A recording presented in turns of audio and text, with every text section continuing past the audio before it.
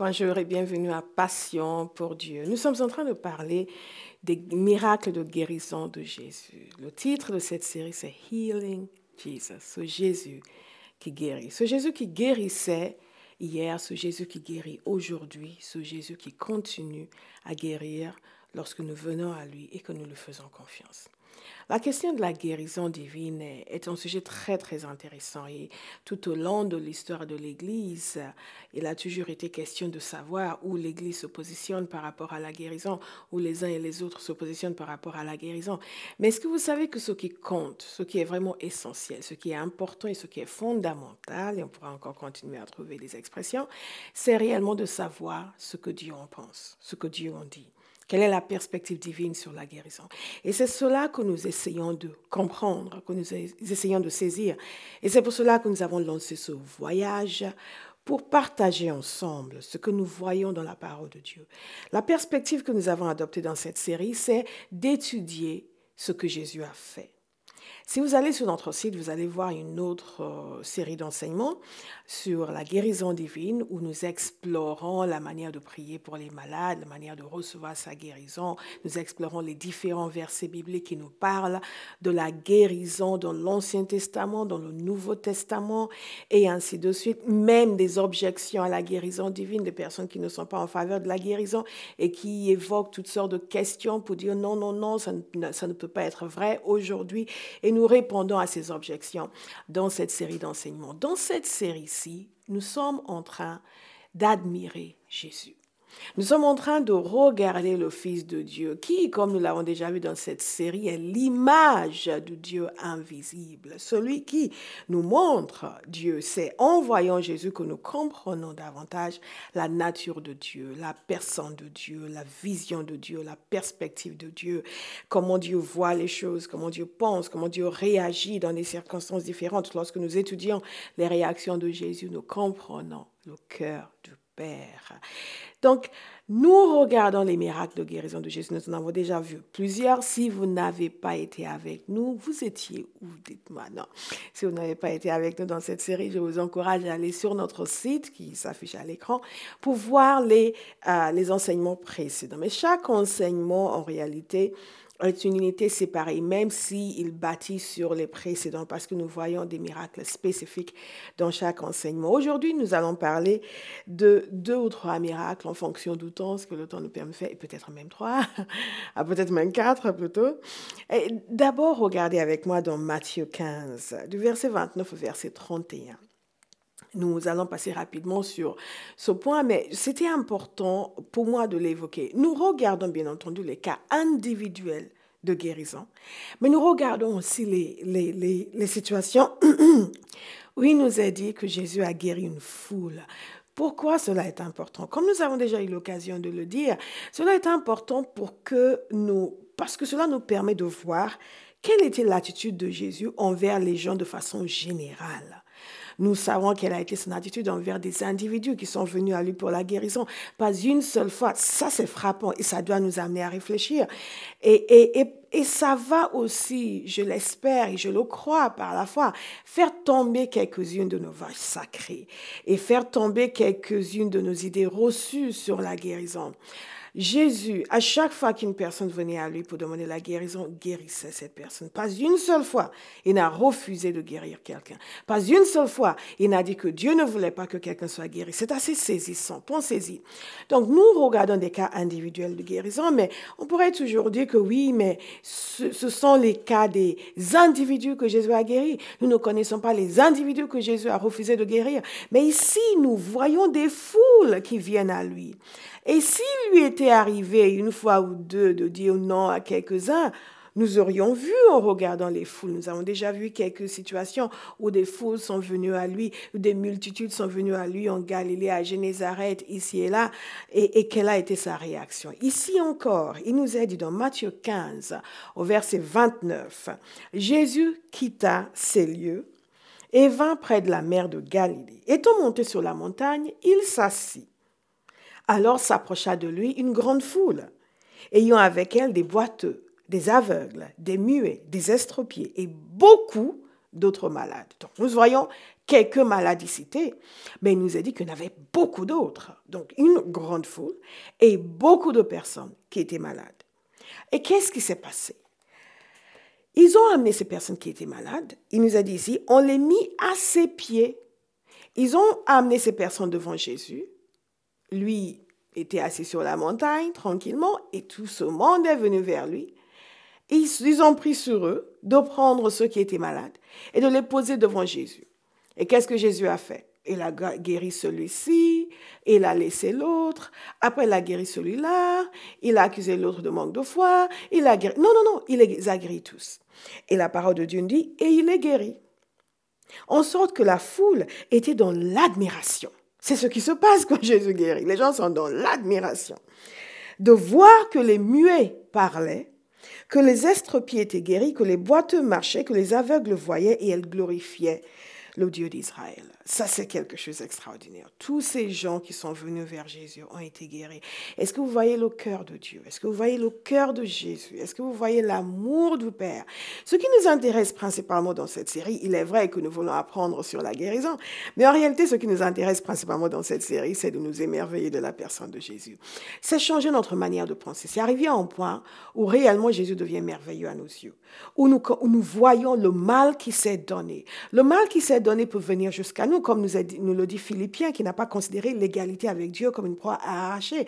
Mais il s'est humilié, il s'est fait moins qu'un esclave. Et il est venu, il a subi l'ignominie totale. Et il s'est laissé crucifier comme un vulgaire criminel. Il a pris notre punition, il a pris notre châtiment sur lui. Donc, merveilleux Jésus, merveilleux d'être venu, mais merveilleux aussi dans ce qu'il a fait pendant qu'il était sur la terre. Cette compassion qu'il a démontrée, cet amour extraordinaire envers des individus et envers des foules, des gens de toutes sortes, avec toutes sortes de maladies qui venaient à lui. Et il n'avait qu'une seule chose à cœur, c'était de les guérir, de les aider à être rétablis. À chaque fois que les gens étaient guéris, ils étaient heureux. Et on nous dit ici, la foule, elle glorifiait Dieu. Mon désir, c'est qu'aujourd'hui, l'Église puisse faire les œuvres de Jésus et amener les gens à glorifier Dieu. Ces gens avaient la foi. Ils avaient la foi parce qu'ils ont amené les gens vers Jésus. Et nous sommes censés amener les gens vers Jésus. Nous sommes censés aller vers eux. Une des choses qui me fait réellement plaisir, c'est de voir non seulement que les responsables, mon équipe, les gens qui m'ont tout pris pour les malades, mais que les gens de l'Église prient pour les malades, que les gens comprennent que c'est à chaque chrétien de faire les œuvres de Jésus, c'est à chaque chrétien d'aller vers ceux qui souffrent, c'est à chaque enfant de Dieu, et que Dieu répond quand un enfant de Dieu lui demande de faire quelque chose pour quelqu'un. J'aime beaucoup prier pour les gens qui ne connaissent pas le Seigneur. Ils vont dire, oui, mais moi je ne crois pas en Dieu. Je leur dis, non, ne vous inquiétez pas, moi je crois en Dieu. Et je vais demander à mon Père d'intervenir en ta faveur. Et nous voyons Dieu intervenir, nous voyons Dieu bénir les gens. Et il ne s'agit pas que de la guérison. Nous sommes en train de voir la guérison qui nous permet de voir le cœur de Dieu et l'amour du Père pour les hommes. Mais dans tous les domaines, vous êtes chrétiens, sentez-vous libres. Laissez-vous aller à prier pour les gens. Laissez-vous aller à demander à Dieu de bénir les gens qui ne le connaissent pas. Laissez-vous aller à invoquer la bonté de Dieu sur la vie des gens qui vous entourent. Nous sommes le sel de la terre et la lumière du monde. Et lorsque nous prions pour les gens, Dieu intervient, Dieu répond. Et le résultat de tout cela, c'était la gloire à Dieu, qui est rendue à Dieu. Je prie réellement que, à travers nos vies, la gloire soit rendue à Dieu. Jésus a guéri tous ceux qui sont venus à lui. Il avait la volonté de guérir. Et les personnes qui étaient malades aussi avaient la volonté d'être guéries et ont accepté d'être amenées jusqu'à Jésus. Ça, c'est très important. Accepter d'être amené jusqu'à Jésus. Nous voyons différentes situations de guérison ici. Et une chose qui est fondamentale, c'est le contact avec Jésus. Quelle que soit la manière dont le contact s'est fait, c'est que le contact a été fait avec Jésus. Vous êtes chrétien aujourd'hui, soyez le point de contact de quelqu'un avec Jésus. Nous pouvons être le contact avec Jésus à travers nos prières. Lorsque nous intercédons pour les gens qui sont malades, que nous les portons dans nos cœurs et nous prions pour eux, nous devenons le point de contact avec Jésus. Lorsque nous leur parlons de Jésus, du fait que Jésus guérit, lorsque nous leur imposons les mains, nous devenons le point de contact avec Jésus. Ces gens ont amené les malades à Jésus, ils ont été le point de contact avec Jésus. C'est toujours Jésus qui guérit aujourd'hui. Et j'aime ce cœur que l'on peut avoir pour des personnes qui souffrent, où l'on décide de les amener à Jésus. Lorsque vous allez imposer les mains à quelqu'un qui est malade, Vous n'êtes pas en train de dire, j'ai le pouvoir de te guérir. Parce que beaucoup de chrétiens hésitent en se disant, oui, il va me dire, tu te prends pour qui? Non, non, non, quelqu'un vous demande, tu te prends pour qui? Je me prends pour un enfant de Dieu. Je me prends pour quelqu'un qui connaît Jésus. Je me prends pour quelqu'un qui obéit aux ordres de Jésus. Je me prends pour quelqu'un qui veut faire manifester la gloire de Dieu sur la terre. Et alors, ça devient simple. Ça cesse d'être cette chose très compliquée. On nous a dit de prier pour les malades. Moi, je sais pas ce qui va se passer. Non, non, non, vous n'êtes pas responsable de ce qui va se passer, entre guillemets. Vous allez simplement dans l'obéissance en désirant de tout votre cœur que Dieu passe par vous pour restaurer, pour guérir, pour délivrer quelqu'un. Et ces gens ont amené les malades vers Jésus. Il y a aussi d'autres personnes qui ont amené quelqu'un vers Jésus. Il nous a dit dans Matthieu 7, verset 31, qu'à un moment donné, Jésus a quitté le territoire de Tyr et de Sidon. Rappelez-vous, là, il avait guéri l'enfant de cette syrophénicienne qui était persistante, qui n'a pas lâché, qui tenait absolument à ce que sa fille soit délivrée et qui est restée avec Jésus et qui a insisté et qui a obtenu la guérison de sa fille. Donc Jésus a quitté ce territoire et la parole de Dieu nous dit qu'il revint par Sidon vers la mer de Galilée en traversant le pays de la Décapole. Vous vous souvenez du pays de la Décapole? C'est là où cet homme qui avait les légions de démons a été totalement restauré et guéri. Et cet homme, par ailleurs, a annoncé la bonne nouvelle dans toutes les villes de la Décapole. Et donc, Jésus est arrivé vers la mer de Galilée. Et qu'est-ce qui s'est passé? On parle de ceux qui amènent les gens vers Jésus. Je vais vous encourager à être de ceux qui amènent les gens vers Jésus. Vous connaissez quelqu'un qui est malade, amenez-le vers Jésus. Vous connaissez quelqu'un qui a des problèmes, amenez-le vers Jésus. Priez pour lui, intercédez pour lui, imposez-lui les mains, priez pour lui, montrez-lui ce que dit la parole de Dieu sur la guérison. Pourquoi nous ne voyons pas davantage de gens guéris? Parce que nous ne voyons pas davantage de gens qui prient pour les malades. C'est mathématique.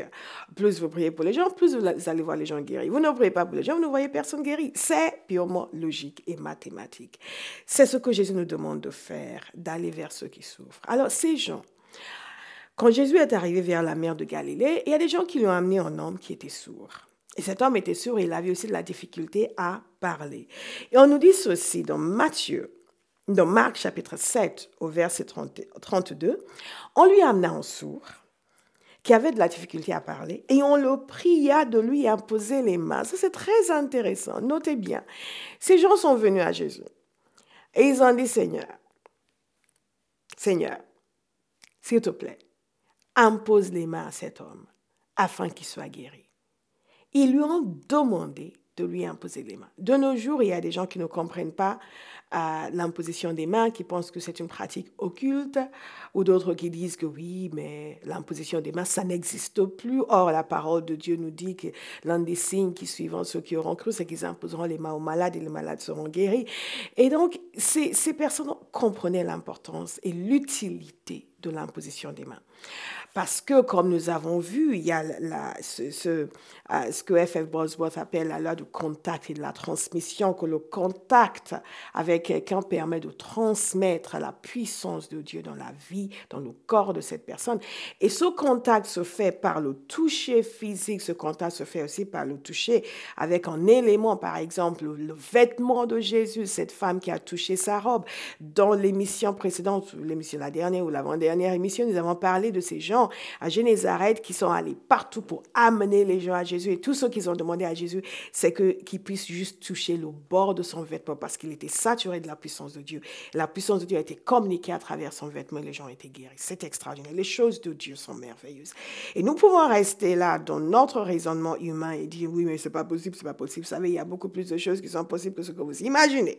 Il y a des choses sur terre et au ciel, que nous ne concevons même pas. Mais Dieu, par sa grâce et dans son amour, nous révèle le fonctionnement du monde spirituel, le fonctionnement du monde surnaturel, afin que nous puissions fonctionner dans ce sens. Donc, ils comprenaient l'imposition des mains. Et ils ont demandé à Jésus d'imposer les mains à cet homme. Et Jésus a accepté. Et qu'est-ce que Jésus a fait? Regardez bien, nous avons des choses à apprendre ici. Si vous êtes de ceux qui, et vous voulez être de ceux qui prient pour les malades, écoutez, il y a une leçon importante ici. Qu'est-ce qui s'est passé? Jésus a pris cet homme, il l'a éloigné de la foule.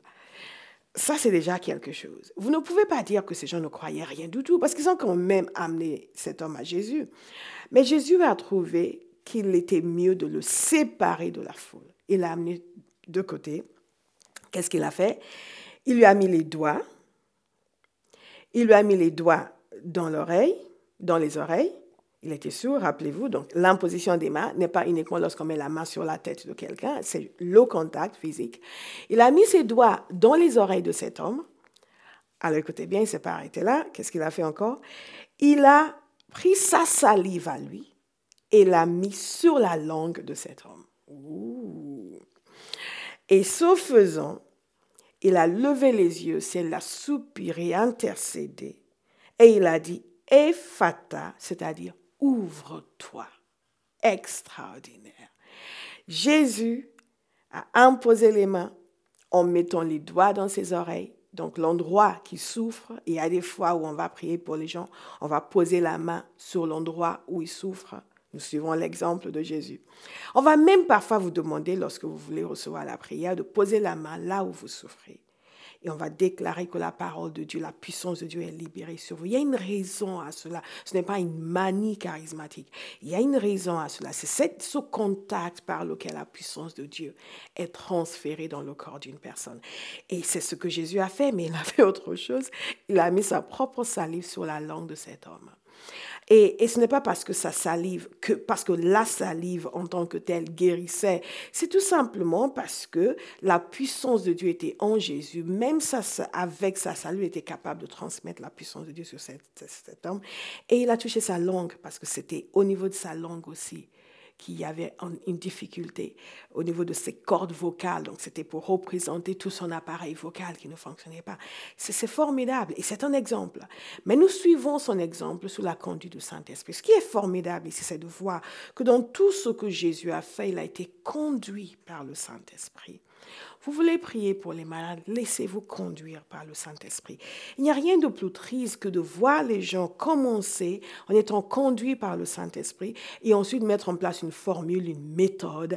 Et c'est comme ça. À chaque fois que l'on prie pour les sourds, il faut mettre les doigts dans leurs oreilles. À chaque fois que l'on prie pour les gens qui ont la difficulté à parler, il faut leur mettre la salive sur la langue. D'ailleurs, gardez-vous de mettre votre salive sur la langue de quelqu'un, à moins que le Saint-Esprit ne vous dise de le faire. Ils peuvent ne pas apprécier. Mais dans ce cas précis, Jésus a été conduit par le Saint-Esprit, cet homme a reçu pleinement cette action de Dieu dans sa vie.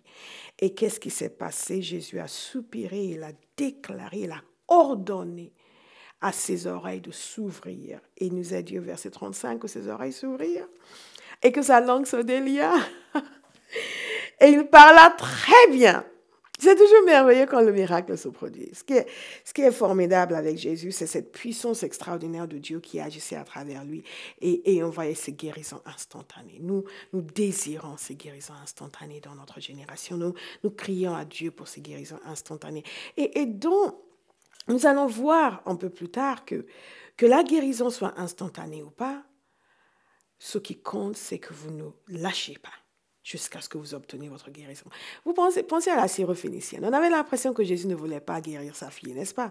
Parce que ce n'était pas tout de suite qu'il a dit oui. Mais elle n'a pas lâché et elle a obtenu ce qu'elle voulait. Vous allez obtenir ce que vous voulez au nom de Jésus. Je me mets en accord avec vous aujourd'hui. Mettez la main là où vous avez mal. Je me mets en accord avec vous aujourd'hui. Père, nous te demandons, nous nous mettons en accord avec mes frères et sœurs qui regardent et qui ont besoin de guérison dans leur corps. Tu nous as dit que si nous nous mettons en accord pour demander quelque chose, cela nous sera accordé. Nous nous mettons en accord aujourd'hui pour demander que ta puissance de guérison entre dans leur corps et que ce mal disparaisse et que ce mauvais fonctionnement soit complètement changé, que le fonctionnement de leur corps redevienne parfaitement normal, que ces organes soient guéris, que ces muscles soient guéris, que ces membres soient guéris, que toutes les cellules de leur corps soient rétablies en bon fonctionnement dans le nom puissant de Jésus. Faites confiance au Seigneur. Nous apprenons chaque jour à faire davantage confiance au Seigneur. Et Jésus leur a dit, bon, n'en parlez à personne. Mais en fait, qu'est-ce qui s'est passé? Ils n'ont pas écouté, ils ont raconté à tout le monde. Et ils étaient dans le plus grand étonnement, il nous a dit, et il disait, il fait tout à merveille. Est-ce que vous pouvez simplement vous arrêter quelques instants et dire au sujet de Jésus, il fait tout à merveille. J'aime dire cela et j'aime le penser. Il fait tout à merveille. Il fait tout à merveille. Il est merveilleux et tout ce qu'il fait est merveilleux. Et pensez-y, dites-le. Il fait des choses merveilleuses dans mon corps. Il fait des choses merveilleuses dans ma vie parce que c'est son style. Quand Jésus fait des choses merveilleuses, ce n'est pas une exception, c'est la règle. Il fait des choses merveilleuses. Il fait tout à merveille. Même il fait entendre les sourds, il parlait les muets. Oh. Ils vont encore s'émerveiller de Jésus dans notre génération parce que nous allons, en son nom, agir, prier pour les gens, intercéder et voir des vies changer. Cet homme qui était sourd était d'accord pour qu'on l'amène à Jésus. Ça, c'est très important. Il faut que les gens soient d'accord pour qu'on les amène à Jésus. Et la méthode que Jésus a utilisée est une méthode qui est très intéressante. Déjà, le fait qu'il est mis à part. Et parfois, il faut mettre les gens à part pour pouvoir prier pour eux. Parfois, ils sont gênés par la présence d'autres personnes. Parfois, ce sont les autres personnes qui sont présentes qui ne sont pas en accord. C'est un peu comme quand Jésus est allé guérir la fille de Jairus, il a mis tout le monde dehors. Il a fait entrer uniquement les parents et ses 3 disciples qui étaient avec lui. Nous allons voir un autre cas où Jésus a éloigné quelqu'un de la foule. Il nous a dit dans Marc chapitre 8, verset 22. Ils se rendirent à Bethsaïda et on amena vers Jésus un aveugle qu'on le pria de toucher. Vous voyez, c'est une situation similaire. Nous venons de voir une situation, ils ont amené un homme qui ne pouvait pas entendre, qui ne pouvait pas parler, et ils ont demandé à Jésus de lui imposer les mains. Ici encore, il nous a dit ceci, qu'ils se rendirent à Bethsaïda. Et à Bethsaïda, on amena vers Jésus un aveugle qu'on le pria de toucher. Il prit l'aveugle par la main, écoutez bien ce qui s'est passé, et le conduisit hors du village. Puis il lui mit, encore une fois, de la salive sur les yeux, lui imposa les mains et lui demanda s'il voyait quelque chose. Il regardait et dit, j'aperçois les hommes, mais j'en vois comme des arbres et qui marchent. Jésus lui mit de nouveau les mains sur les yeux. Il a prié pour lui 2 fois. Notez bien cela. Et quand l'aveugle regarda fixement, il fut guéri et il vit tout distinctement. Alors Jésus le renvoya dans sa maison en disant, n'entre pas au village. Waouh, ça c'est intéressant. Nous voyons ici un cas similaire au cas précédent, mais dans ce cas-ci, il n'a pas simplement éloigné cet homme de la foule, il l'a fait sortir du village. Donc pensez-y, cet homme ne pouvait pas voir, Jésus l'a emmené et l'a fait sortir du village. Et pas à pas, il fallait que cet homme continue à rester dans la foi. Il ne savait pas nécessairement ce qui se passait. Tout ce qu'il savait, c'est que Jésus l'éloignait des autres. Et ils sont sortis carrément du village. Parce que Jésus voulait le guérir à l'extérieur du village. Et quand il a été guéri, comment est-ce qu'il a été guéri? Jésus de nouveau lui a mis la main sur les yeux. Il nous a dit, il lui mit de la salive sur les yeux et lui imposa les mains plutôt. Il lui mit de la salive sur les yeux, comme je vous ai dit précédemment. Ne mettez la salive sur quelqu'un que si le Saint-Esprit vous conduit à le faire. Mais c'est ce que Jésus a été conduit à faire. Et nous voyons dans tous ces cas des réactions différentes. Jésus a opéré de manière différente à chaque fois. Il a mis la salive sur les yeux de cet homme et il lui a imposé les mains. Et quand il lui a demandé s'il voyait, cet homme voyait, mais pas distinctement. Je suis convaincue que ce que Jésus voulait faire dans ce passage, c'était nous montrer l'exemple, et dans cette situation, il y a l'exemple d'une guérison progressive. Alors, c'est Jésus, la guérison n'a pas duré 2 mois, ni 3 mois, ni 4 mois, ça s'est passé tout de suite après, mais c'est une leçon pour nous, nous devons retenir cette leçon. La première fois, il ne voyait pas distinctement, mais la deuxième fois, il a pu voir distinctement. Il y a des gens qui se mettent sous la condamnation et qui disent, oui, ils ont déjà prié pour moi une fois, donc je me sens mieux, mais c'est pas encore ça, mais je ne vais pas demander encore une fois qu'on prie pour moi parce que ça veut dire que je manque de foi. Non, pas du tout. Continuez à rester dans la foi. Vous avez besoin qu'on prie pour vous une deuxième fois, allez-y une deuxième fois pour recevoir la prière. Ne vous laissez pas condamner. Et si quelqu'un dit, oui, il m'en a déjà prié pour foi, toi, tu n'as pas la foi, ne laissez personne vous dire que vous n'avez pas la foi. Vous savez, mettez votre foi en Jésus, que lorsque les mains sont posées sur vous, vous allez recevoir. Vous savez, nous rendons les choses trop compliquées. Il n'est pas nécessaire de se compliquer l'existence. Jésus a prié pour cet homme une deuxième fois. Il lui a imposé les mains une deuxième fois. Il lui mit de nouveau les mains sur les yeux. Notez et soulignez ce passage. Il lui mit de nouveau les mains sur les yeux. Et quand l'aveugle regarda fixement, il fut guéri et vit tout distinctement. Et je pense à cela parce que Nous entendons souvent les gens dire que si Dieu guérit encore aujourd'hui, tout le monde doit être guéri immédiatement, instantanément. Ce n'est pas notre expérience. Il y a des gens qui sont guéris immédiatement, il y a des gens qui, dont la guérison se manifeste progressivement. Et si c'est votre cas, ne lâchez pas.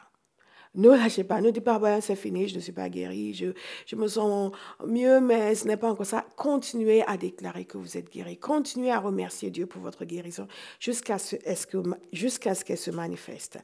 Je ne connais personne au monde qui a le taux de réussite de Jésus, mais je sais que nous sommes tous en train d'acheminer vers un taux de réussite extraordinaire, où nous allons voir tout le monde guéri et instantanément. Mais ce que je veux vous dire aujourd'hui, c'est que Jésus a guéri cet homme en 2 temps. Et c'est un exemple pour nous. D'abord, pour vous, si vous avez besoin de prière pour la guérison, ne pas vous mettre sous la condamnation, comme je viens de dire, en disant j'ai déjà reçu la prière une fois. Si je reçois une 2e fois, ça veut dire que je n'ai pas la foi, mais c'est aussi pour vous qui priez pour les malades. Ne pas dire ah, j'ai prié une fois, je n'ai pas vu la personne totalement manifester une guérison totale. Ça veut dire que j'ai échoué. Vous n'avez pas échoué. Nous n'échouons que lorsque nous n'obéissons pas. Lorsque nous obéissons à Jésus et que nous prions pour les malades, nous n'échouons pas parce que nous avons déjà obéi à Christ. Et c'est ça, réussir, obéir à Jésus. Et il y a des guérisons qui sont progressives. Nous tenons sur la foi par la parole de Dieu. Vous savez, j'ai souvent dans ma vie reçu la guérison de manière progressive. Chaque jour, en déclarant la parole de Dieu sur moi, en méditant constamment la parole de Dieu, en déclarant qu'il est l'Éternel qui me guérit et que par ses meurtrissures, j'ai été guéri. Et j'ai vu l'impact et le changement et la manifestation de la guérison. Si c'est votre cas, tenez ferme dans la foi. Manifestez votre foi en Jésus. Continuez à le remercier pour votre guérison. Soyez encouragés, encouragés. Et sachez que Jésus est le même. Vous voulez recevoir la prière de nouveau? Recevez la prière de nouveau et continuez à déclarer, je parle ces meurtrissures. J'ai été guéri. Que Dieu vous bénisse. Nous allons nous revoir la semaine prochaine. Et le temps passe tellement, tellement, tellement vite dans ces émissions. Mais je vous encourage, encore une fois, à aller sur notre site. Nous avons une longue série d'enseignements sur la guérison divine. Nous avons aussi cette série sur les miracles en version audio que nous avons enseigné dans notre église. Beaucoup plus long, nous avons beaucoup plus de temps que ce que nous avons dans cette émission. Vous pouvez entendre les choses de manière plus détaillée. Ma prière, c'est que votre foi soit mise en action. C'est que votre foi soit encouragée. Alors que vous entendez que Jésus guérit, Jésus délivre, Jésus libère. Comme il a guéri cet aveugle, il vous guérit aujourd'hui. Je déclare la parole de guérison sur votre vie aujourd'hui. Soyez guéris au nom de Jésus. Comme il a guéri cet homme qui n'entendait pas, il vous guérit aujourd'hui. Comme il a guéri toutes ces personnes qui sont venues à lui avec différents types de maladies. Je vous encourage à ne pas penser que ce que vous avez est trop grand ou trop dur ou impossible. Pensez à cette femme qui souffrait d'une perte de sang. Elle était condamnée. Personne ne pouvait plus rien pour elle parce qu'il y a une limite à la connaissance humaine, mais il n'y a pas de limite à la puissance de Dieu. Il n'y a pas de limite à la puissance de Dieu pour agir dans votre vie. Il n'y a pas de limite à la puissance de Dieu pour agir à travers vous. Donc, quand vous voyez les gens, ne vous laissez pas impressionner par ce qu'ils ont. Laissez-vous simplement impressionner par la parole de Dieu, par la capacité d'action de Dieu. La semaine prochaine, nous allons parler d'un homme qui a été guéri par Jésus, mais auparavant, ses disciples n'ont pas réussi à le guérir. Nous allons voir pourquoi, parce que cet homme pouvait être guéri et il a pu être guéri. Que Dieu vous bénisse et à la semaine prochaine. Dieu vous aime et moi aussi. Bonjour, je m'appelle Béatrice, je suis conductrice de louange à la compagnie Théophile et également partenaire. Alors qu'est-ce qu'un partenaire? Un partenaire, c'est quelqu'un qui désire réellement s'impliquer dans un ministère. Et vous aussi, vous souhaitez peut-être vous impliquer dans le ministère de la compagnie Théophile. Vous pouvez être partenaire de prière, en vous engageant à prier régulièrement pour Pasteur Bola et toute son équipe. Et vous pouvez aussi être partenaire financier en nous soutenant ponctuellement ou régulièrement. Pour cela, il suffit d'aller sur la rubrique partenariat de notre site. Et vous êtes nombreux. Vous êtes nombreux à nous écrire de différentes nations, du Tchad, du Liban, de l'Algérie, de l'Afrique du Sud, de l'Angleterre. C'est vraiment merveilleux de savoir que nous pouvons apporter l'Évangile dans tous ces pays et de savoir que nous sommes une bénédiction pour vous. Alors si vous aussi, vous souhaitez y participer, vous savez ce qu'il vous reste à faire. Que Dieu vous bénisse.